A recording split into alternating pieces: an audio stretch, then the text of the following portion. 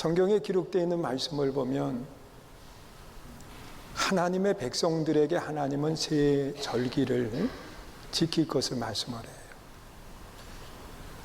그런데 이 새 절기는 이스라엘 백성들이 애굽이라고 하는 땅에서 나와서 광야길을 거쳐 가나안 땅으로 들어가는데 이 과정에서 이루어졌던 하나님이 베푸신 은혜를 기념하라고 그렇게 말씀을 하는 거예요. 가장 먼저 유월절에 대해서 말씀을 하는데, 여러분, 이스라엘 백성들은 유월절을 지키기 위해서 12살 이상 된 모든 사람들이 예루살렘 성전에 모였어요. 그리고 하나님의 은혜에 감사하고 영광을 돌리는 모습을 보게 되거든. 이 유월절의 사건 속에서 하나님은요, 애굽에 400년 종살이 하던 그들을 나오게 하실 때 하나님의 백성들에게 명하시기를 한 가족, 그리고 그 가족이 적거든 다른 가족과 합쳐서 양 한 마리를 잡으라는 거예요. 그리고 그 고기는 가족들이 함께 먹고 그 피를 문 임방과 설주에 바르면 죽음이 그 가정에서 뛰어넘어가게 하시겠다고 약속한 거예요. 그래서 이 약속대로 지킨 하나님의 백성들에게는 죽음이 뛰어넘어가지만 이것을 지키지 않은 모두에게는 장자의 죽음이라고 하는 고통이 그들에게 찾아온 거예요. 이 하나님의 은혜, 이것을 기념하라고 그렇게 말씀을 하시지요. 그리고 애굽에서 나오고 그들이 40년 광야길을 걸어가는 여정 속에 하나님은 낮에는 구름기둥, 밤에는 불기둥으로 그들과 함께 하셨을 뿐만 아니라 그들을 인도해 가셨어요. 이것을 기념해서 초막절을 지키라고 그렇게 말씀을 하고 있어요. 그래서 지금도 유대인들은 초막절을 지키기 위해서 그 가족과 함께 안락한 방에서 잠을 자지 않고 어느 가정은 밖에 마당에 그 텐트를 치고 한 주간을 보내기도 하고, 또 아파트에 사는 사람은 베란다 같은 곳에 천막을 치고 생활하면서 하나님의 은혜를 기억하는 그런 모습들을 보게 되는 거예요. 그래서 초막절을 지키라고 그랬고, 그리고 광야 40년 길을 지나서 가나안 땅에 들어가게 되는데, 그 가나안 땅에 들어가서 내 땅에 농사를 지으면서 첫 번째 열매를 거두는, 이것을 가지고 하나님 앞에 영광을 돌리라고 말씀을 하시지. 이것을 칠칠절이라고도 이야기하고 초실절이라고도 말하고, 그리고 맥주절로 우리가 지키고 있는 거예요. 자, 이렇게 하나님께서 하나님의 백성들에게 이 세 절기를 지키라고 그렇게 말씀을 하는데, 이 세 절기는 누구와 또 연관이 되느냐고 하면 예수 그리스도와 연결이 되는 거예요. 여러분, 예수님의 십자가의 죽으심은 유월절 어린 양으로 예수님이 죽으시는 거예요. 그래서 인류의 모든 죄를 담당하시고 예수님이 십자가에 달려 죽으신 거거든. 유월절 어린 양으로 말이에요. 우리는 이 은혜를 잃어버리면 안 돼요. 여러분, 우리는 죄의 값을 지불해야 될 죄인들인데 예수님이 모든 죄를 담당해 주신 거예요. 그리고 또한 예수님께서 함께 하시고 예수님이 인도하시는 초막절 지키는 백성들처럼 광야 생활 속에 우리의 삶의 현장을 광야와 같은 세상이라고 표현들을 많이 합니다. 그런데 내 힘으로 살아가는 것 같지만 예수님께서 분명하게 하시는 말씀이 세상 끝날까지 내가 너와 함께한다 약속하고 있어요. 믿으세요? 그리고 또한 예수님께서는 이 땅에 계시면서 아주 분명하게 약속하신 말씀이 예수님이 인도자가 되신다고 그렇게 말씀을 해요. 그래서 요한복음 14장 6절에 기록되어 있는 말씀을 보면 그렇게 말씀을 해요. 나는 길이요 진리요 생명이다. 나로 말미암지 않고는 누구에게로? 아버지께로 올 자가 없다. 그렇게 말씀을 해요. 믿으십니까? 우리 성교중앙교회 성도님들은 하나님의 말씀을 많이 아는 성도님들이에요. 여러분, 예수님이 길이 되시고 예수님이 생명이 되시고 예수님이 우리를 아버지께로 인도하시는 분이라는 거예요. 여러분, 광야와 같은 세상 속에 예수님과 함께 한다고 하는 것이 얼마나 큰 복인지 몰라요.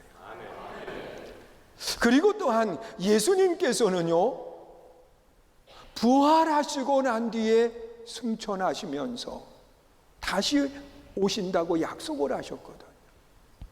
그런데 예수님은 어떤 분이냐? 부활의 첫 열매가 되신 분이에요. 그래서 우리는 예수님과 함께 있으면 부활에 참여하게 되고 영원한 생명 가운데로 나가는 거예요. 믿으세요? 자, 이렇게 하나님이 지키라고 하시는 절기와 또한 이스라엘 백성들의 광야 삶과 영원한 가나안 땅으로 들어가는 그 과정 속에 이루어졌던 하나님의 은혜, 이것이 예수 그리스도를 통해서 우리에게 그대로 임하게 되는 거거든. 자, 오늘은 하나님이 지키라고 하시는 77절 초실절 그리고 또한 맥주절에 대해서 우리가 함께 말씀을 나누는데, 여러분, 첫 열매를 거둔 것에 대해서 하나님은 우리에게 무엇을 말씀하시느냐? 감사의 신앙을 가지라고 그렇게 말씀을 하고 있어요. 여러분, 감사는요, 사람만 할 수 있어요. 믿으세요? 이것은 하나님이 형상대로 지은 사람에게만 주신 특권이에요. 그런데 이 특권, 감사할 수 있는 이 특권을 누리지 못하는 사람은 어리석은 사람일 뿐만 아니라 감사를 모르면 사람다운 삶을 사는 게 아니에요. 왜? 하나님이 사람에게만 주신 특권이기 때문에 그렇습니다. 여러분, 유명한 신학자 니보라고 하는 신학자가 그런 이야기를 했어요. 그리스도인에게는 4가지의 덕목이 있다. 그러면서 3가지의 덕목은 고린도전서 13장 13절의 기록을 하고 있는 말씀이라는 거예요. 믿음, 소망, 사랑. 그리고 여기에 한 가지의 덕목을 더했는데 그것이 뭐냐? 감사다 그랬습니다. 여러분, 이것은 그리스도인 어느 사람이든지 이 덕목대로 그대로 행동할 수 있는 아름다운 신앙의 삶을 살아야 되는 거예요. 믿음, 소망, 사랑, 그리고 감사가 우리 속에 있기를 주의 이름으로 축원합니다. 여러분, 오늘 본문에 나타나 있는 말씀에도 보면 사도 바울은 데살로니가 교회에 편지를 쓰면서 하나님의 뜻이다 그러면서 하신 말씀이 있어요. 그 3가지를 이야기하는데 항상 기뻐하라, 쉬지 말고 기도하라, 범사에 감사하라. 이는 너희를 향하신 하나님의 뜻이라는 거. 믿으세요? 여러분, 감사하라고 누가 이야기하셨을까? 생각해봐. 여러분, 감사하라고 말씀하신 분은 하나님이신 거예요. 여러분, 세상 사람들이 감사하라고 이야기할 때는 그 감사해야 되는 이유가 있어요. 그런데 그 이유를 잘 살펴보면은요, 그 이유는 내게 어떠한 큰 은혜를 베풀었다든지 아니면 내게 무엇인가를 주었다든지 그럴 때 사람들은 감사를 요구합니다. 한 번은 예수님이 한 곳을 지나시게 됐어요. 그런데 저 멀리 떨어진 곳에서 그 10명의 나병에 걸린 사람들이 소리를 지르는 거예요. 우리를 불쌍히 여겨달라는 거예요. 그런데 죄송하지만 그 당시, 지금은 이제 한국에는 나병이 없어요. 걸리셨던 분들이 이제 다 치유가 되어서 더 이상 나병의 균이 없다고 그렇게 이야기를 해요. 그런데 이 나병은 그 당시의 모습을 생각해 보면 하나님이 벌하시는 걸로 그들은 알았어요. 그래서 나병에 걸리면 그들은 하나님께 벌을 받고 있다라고 하는 마음을 갖는 거예요. 여러분, 지금 돌아와 감사하는 그 사람에게 너 참 잘했다 이렇게 말하지 않았어요. 아홉은 어디에 있느냐? 예수님은 당연히 감사해야 되는 아홉에 대한 물음을 하시는 모습을 찾아보게 돼요. 아홉은 어디에 있느냐? 이것은 하나님의 마음을 그대로 대변해 주고 있는 거예요.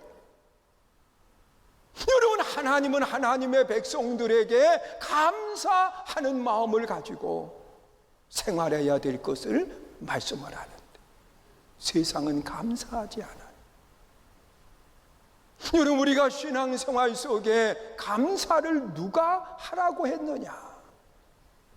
하나님이 하라고 하신 거예요. 하나님이 감사하라고 이야기할 때 성경에 보면 하나님은요, 하나님의 백성들을 정말 사랑하시는 분이에요. 얼만큼 사랑하시느냐? 독생자 예수님을 내어주실 만큼 우리를 사랑하는 거예요. 그 사랑을 가지고 있는 하나님이실 뿐만 아니라 그 하나님은 우주 만물을 창조하신 능력을 가지신 분이에요. 여러분, 저도 목회 초년 때에 많은 은혜를 받고 저에게 영향을 끼쳤던 한 분이 계세요. 그분이 집회하던 그 기도원에 우리 성도님들을 모시고 많이 다녔어요. 그런데 그분이 간증하는 것 가운데 하나가 뭐냐고 하면 그 교회를 개척하고 상가 건물에 교회가 시작을 했는데 교회가 급성장을 한 거예요. 그러니까 그 교회는 얼마나 또 뜨거운지 몰라요. 그 당시에 교회 이름도 보통 이름을 지은 게 아니에요. 아주 특이하게 이름을 줬어요. 믿음의 집. 그러면서 이름을 지은 교회였어요.